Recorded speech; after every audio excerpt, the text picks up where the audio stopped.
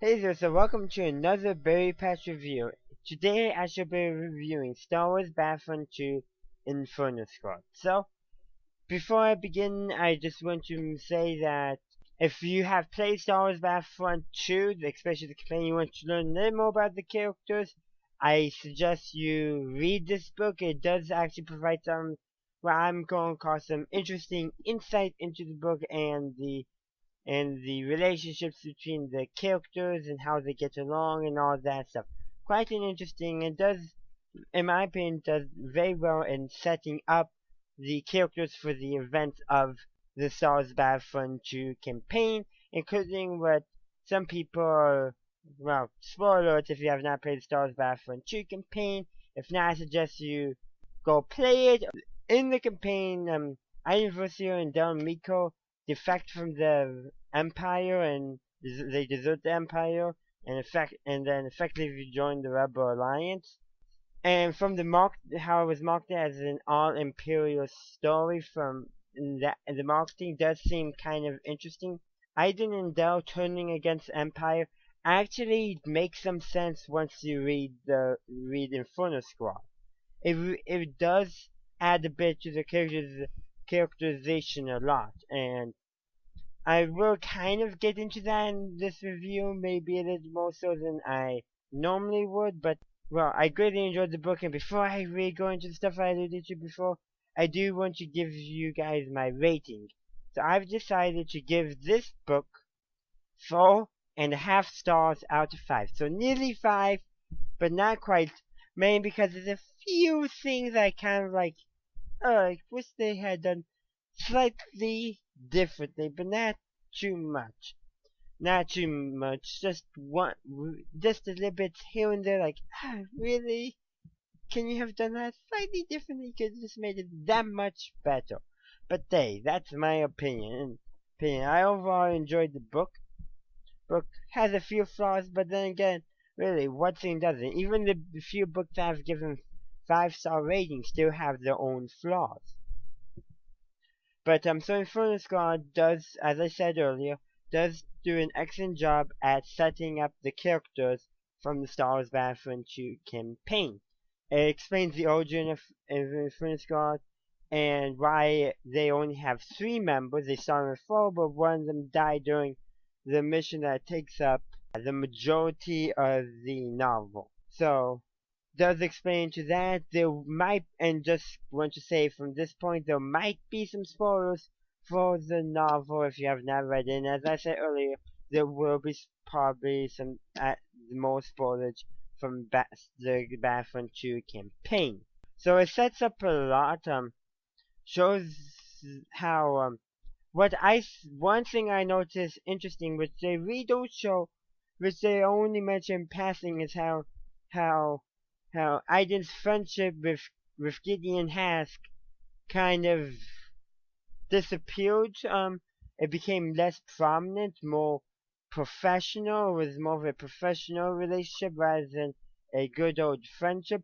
But Aiden, Lucio, and Domiko first met in the book and developed a pretty good friendship, more in line with what is kind of the friendship between Aiden and Gideon was when they were younger, but maybe slightly friendlier, which does kind of explain why it was Aiden and Dell who ended up defecting and not Gideon in the Star Wars Battlefront 2 campaign. And this kind of goes into a bit that both Aiden and Dell did not appreciate Gideon going and killing all the partisans.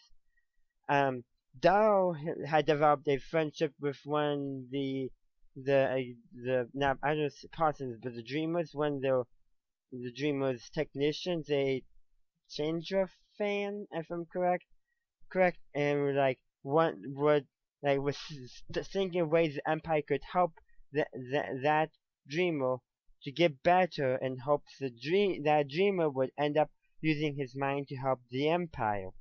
And then of course it is revealed at the end of the book that Aiden did not kill the mentor, she only stunned him. And the mentor, by the way, was Lux Bonteri. Just a good old connection to the Clone Wars, which I love.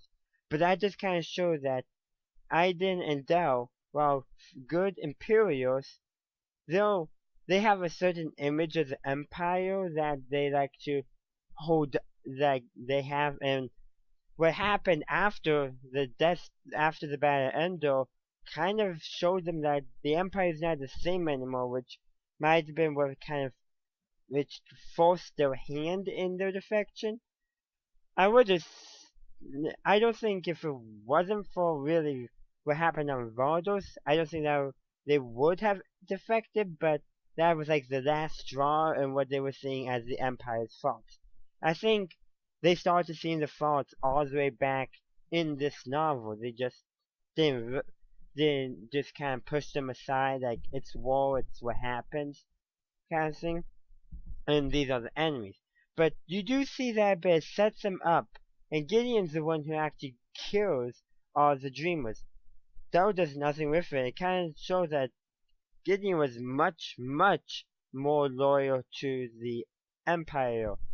And I think that is because, well, he was an orphan, and then he was raised essentially on the Imperial Academy, or Imperial, wherever it was on Vardos, like not the Academy, but school run by the Empire-ish thing.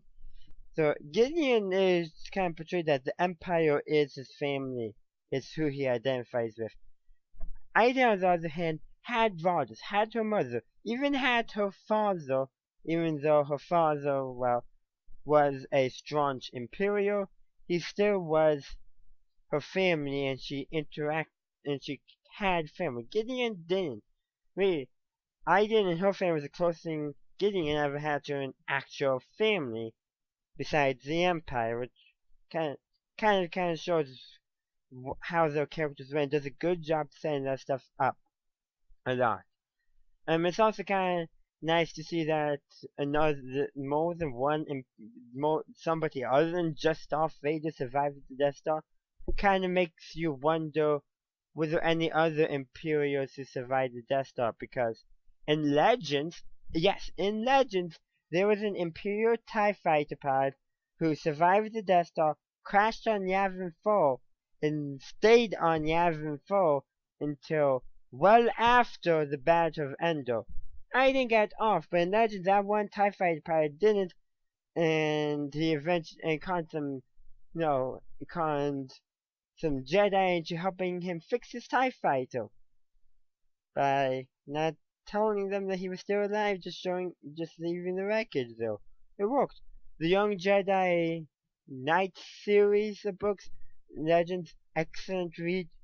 Go read it. But I just realized that connection right now. Very loose, but it is there. But it does not ruin my enjoyment of this book, which I read very quickly. Which, unlike some of the other recent Star Wars novels I've been reading, I was able to get it done in less than a week. Most of them has been taking me like 2, 3, even 4 weeks to read. How much time I give myself to read does affect that, but sometimes it's like I can read some more, and then I look and realize it's 2 a.m. and I've been reading for 4 hours, and like, what's going on? This book is like that. I never actually read it to 2 a.m., but the point is, when I know a good book when I could be super tired, but I pick it up and I end up reading for a few hours when I should actually be sleeping. Kind of a interesting trade-off that a good book causes me to lose sleep sometimes, but what I really am trying to get at here is, for me, a good book makes me lose track of time. I just get engrossed in the book and continue on. So I talked a lot about Gideon, Dal, and Iden here, but I have not talked about the other member of Inferno Squad. So that member of Inferno Squad, let me look up her name. She was with naval intelligence and all that, and had like no field experience. Seyan? S-E-Y-N. Seyan, I think. But yeah, her story was kind of interesting. I felt like also, based on how they portrayed her again, she developed a pretty close relationship with one of the Dreamers, probably the closest relationship that any of the Infinite Squad members did while they were undercover. Makes me think that if she had survived the mission and continued on to the Point of Vardos, she might have also defected with Aiden and Dell. Her characterization just seemed like she would have. I'm not quite sure if that's how it would be. That's just the impression I gotten. Especially because, you get the impression that both Aiden, Dell, and Cian all could have easily been swayed to the Dreamer's cause given enough time. You don't get that as much of Gideon. So it doesn't happen, but when you when you look at it, if with all those characters, those three characters, the two who survived, Aiden and Dell, did end up defecting to the rebels after the Galactic Civil War, after seeing all the atrocities of the Empire, including essentially destroying an Imperial ward. That was the final straw, but they look back and see all the other things that thing as well, including Alderaan. And I feel like Cian, if I'm pronouncing her name correctly, would have probably come to the same conclusions as Aiden and Dell did over that period of time. Again, it was that time thing. I don't think any of the characters actually would have gone over to the Dreamer's cause as they were in the book. But it does show that over time, given enough time, if the mission kept on going for much longer, they might have. Which I think is quite interesting, but also the book does show that Gideon Task, he doesn't really have that thing at all. He only develops a quote unquote friendship with the Dreamer leader, and seems like he seems most like he's using that friendship to advance his own goals, which are the Empire's goals. Aiden and Dell both develop friendships within the Dreamers. Aiden comes to respect the mentor Lux Barteru even before she realized who he was, but the mentor a lot, and while it's revealed that she would never admit it to him, but to the mentor, she did respect him, which is quite interesting. And of course, Dell had also developed a friendship with one of them, the Chandrafa. Just double checking. Yeah, the Chandrafa named Piku. If I'm pronouncing that right. No. Think a way could treat him like an enemy, but still wanting to help his enemy out to get his health recovered. Because he also he was thinking what Piku could do for the Empire. So there is that, but still thinking like, sure, might have had the Empire thing, but when Dell mentions that to Aiden, he mentions nothing of, and then getting Pico to help the Empire, only something he had thought of eternally much earlier on in the book.